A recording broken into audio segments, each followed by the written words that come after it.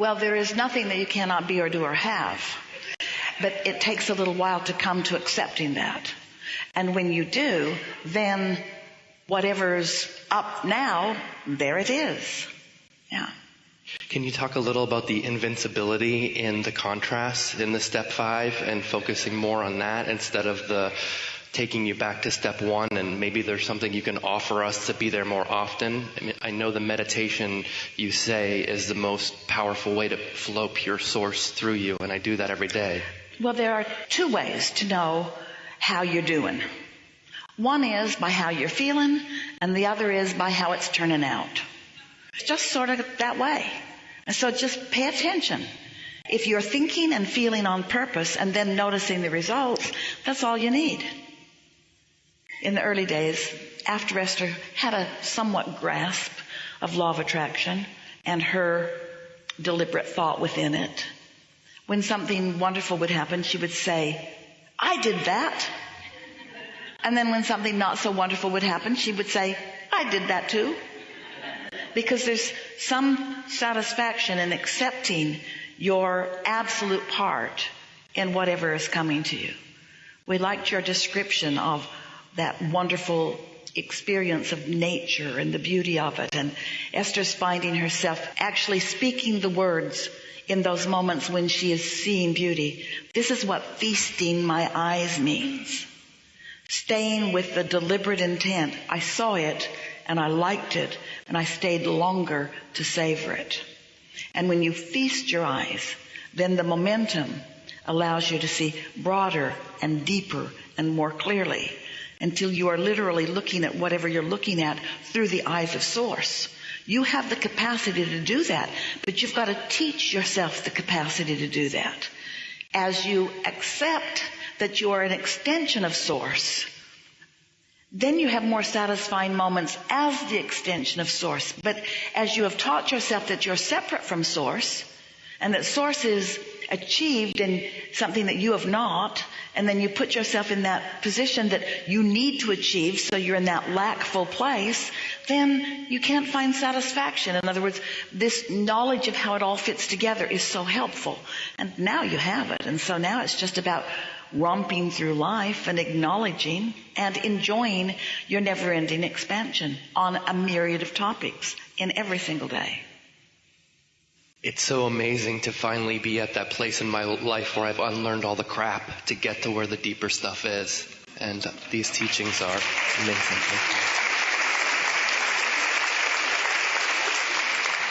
Well, we agree with you, but we like the crap too. Because in what you're calling a variety of unwanted experiences, you're also giving birth to newer, more intentional creation. And that, what you are calling crap, is responsible for your expansion. Just don't spend so much time justifying why you're there, or explaining how you got there, or anytime you're defending or justifying or even explaining, you're holding yourself in the vibration that doesn't allow you the solution that's on the other side of that. So it's about being more deliberate about it. What you intended was to spend about 10% of your time in step 1 and 90% of your time in the savoring, receptive mode. And most humans have that flipped, if even that. They spend the majority of their time. We understand it's logical because you're so good at interpreting vibrations through your eyes and ears and nose and tongue and fingertips. You're so good at translating vibration into what you call reality that to do less than that seems like stepping back.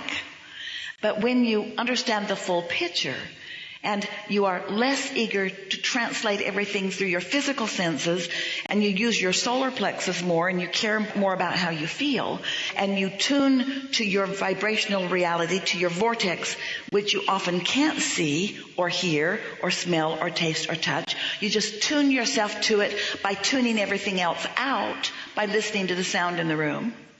Then, as you begin tuning into it without resistance, then there's so much more for you to know.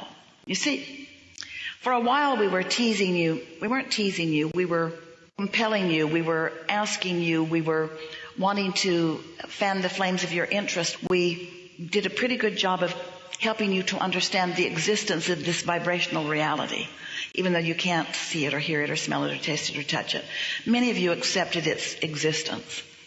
And then we said to you, go into the vortex, go in there where all of that is. Well, that's our way of saying tune to what's there so that it can, through your perception, be realized by you. Your inner being is revealing to you at all times the path of least resistance, the way to get to everything that you want, and the way to have a glorious journey along the way. So the revelation is never ending, but the reception is necessary. You have to realize it. So you've got to tune to it in order to realize it. And when you're not tuned to it, you think it's not being revealed to you. And the more you think something that you want isn't being revealed to you, then the less worthy you feel. And the less worthy you feel, the less tuned to it you are. So it's sort of a vicious cycle that holds you apart from what you want. But now you have the knowledge of its existence. And now you know that you're going to feel for it. You're not going to see it. You're not going to look into your vortex and have a clear picture of everything you want to do. Sometimes people come to us really wanting a fortune teller. They really want someone to tell them how to get right to where they want to go. A woman on the telephone some years ago, when Esther was still doing telephone consultations with us, was so wanting us to just tell her fortune and plot out a direct route to everything that she wanted. And she didn't appreciate the fact that we were wanting to teach her how to create her own reality. And so finally, near the end of the conversation, when she had had no satisfaction from us because she couldn't hear what we were saying because we weren't putting it into the words that she wanted to hear, we said, well, let's talk about some other things then. And she said, like what? And we said, let's talk about blue glass for a little while. And she said, what? We said, let's talk about blue glass. Why? Well, there are a lot of different blue glasses, different textures, different shades of blue. Some you can see through, some you can't. Why would I want to talk about blue glass? Because you don't have a lot of resistance about blue glass in your vibration. Or interest either, she is saying. Now, why am I talking about blue glass? So then we said, well, then let's talk about something else. Let's talk about butterflies. Why?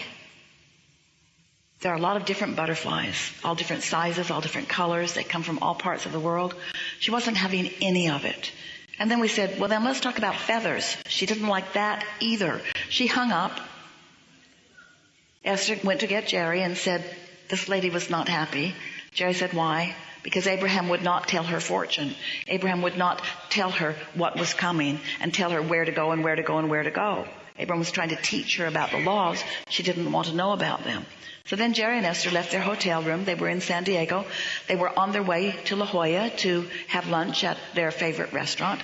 And as they got out of the car, Esther felt such an impulse to go into a store. So she went in. She dragged Jerry in. That's not uncommon, but in they went. And in the back of the store was a wall of blue glass, ceiling to floor, wall of blue glass. Well, Esther didn't make anything of it because she wasn't recalling the conversation and Jerry hadn't heard it. So Esther didn't think anything about it except that, oh, wow, look at all this blue glass. And so then Jerry said, let's go eat. So they went and they had lunch. And then they decided to go down to the cove, down to the water. And they walked across this big expanse of grass. It's really beautiful. And as they were walking across the grass, a flurry of butterflies surrounded them with such intensity that they had to stop talking so that they didn't eat butterflies. Still, Esther's not thinking about it. She's not thinking about these three subjects that had been activated in her vibration. And then, once they made their way through the flurry of butterflies, a little boy, who they did not know, came running from across the way, looking at Esther. And Jerry said, I think he thinks he knows you. And Esther said, I know. And the little boy walked right up to Esther and handed her a feather. And in that moment, Esther remembered the conversation about the blue glass and the butterflies and the feathers. And she said to Jerry, Anytime we have anything active in our vibration with no resistance, the universe will find a way to deliver it to us and to deliver it fast. And in this situation, all within a very, very, very short period of time. There's so much that you've asked for over time. And some you're ready for now and some you're not ready for now. But anything that you're ready for now is going to come into your experience. And when you meditate and quiet your mind, you're ready for most of it, you see. You're ready for most of it to begin showing its way to you. You might not be ready for the full exposure of it. You might not believe enough in yourself yet. You might only believe in a feather or a blue glass or a butterfly. But the more you have these thoughts come into your mind, and the more then the universe delivers them to you in fuller and fuller fashion, the more you come to accept that you are not alone in this, and that you have all of this backup, and that you are loved, and that you are guided, and that you can be or do or have anything. It's just a matter of being in the vibrational frequency that allows it. And it doesn't take too much allowing of things that are easy before you can allow anything, even the things that you have formerly deemed difficult. And the reason that it's former belief in the difficulty is because you haven't thought about the difficulty of anything for so long that nothing seems difficult. That's where that feeling of invincibility comes. You just come to expect that if this time-space reality can inspire a desire within you, that in the time that you give, it can deliver it to you. And the time sequence is not a prescribed recipe assigned to all. It's just your individual willingness to accept the goodness to you. The sooner you are willing to accept your worthiness, the sooner you are able to accept that source is flowing with you, then the more things will be satisfying the more of the time. And we like it when you get there, because you're not ever going to get to the end of anything. You really have to reach the place where you're satisfied with where you are. Listen to this, it's profound, because it's where you are. You got to be satisfied with where you are. You got to find a way of making where you are okay, which means you've got to deactivate the thoughts about it that make you think that it isn't okay. And when you deactivate that, then the universe just yields to you profusely the details that you've been putting into the vortex all along. You are not puppets on a string, because you put every request there. You do the majority of your thinking as you're sifting and sorting through contrast. Oh, what did we just say? It makes that contrast, that step one, pretty important, doesn't it? If the contrast is where you do most of your evaluating and thinking and comparing and deciding, don't you want to be in that phase? Don't you want to choose for you what you want? Don't you want to choose love over hate? And don't you want to choose happy over sad? Don't you want to choose good tasting food over bad tasting food? Don't you want to choose pleasant people to be with over unpleasant people to be with? Don't you want to make all of those choices? Well, you're making those choices, but mostly in a step one mode. That's why step 5 matters so much. You got to love yourself when you're making those choices. But you don't want to always be thinking and evaluating. If you are always asking the question, do you know you will never receive the answer? Because the vibration of the question and the vibration of the answer are different frequencies. If you're always churning in the problem, do you know the solution will never be received by you, even though it's being revealed to you? Because the frequency of the problem is different than the frequency of the solution, so you can't get there from there. But when you say, oh, I think I'll give myself a break. I think I'm just going to go set 15 minutes aside and just quiet my mind, quiet all thought, and then push the reset button and let my inner being rebirth me. Start again just like I did when I first came. Pure positive energy and eager about life. Oh, you're going to be so obnoxious.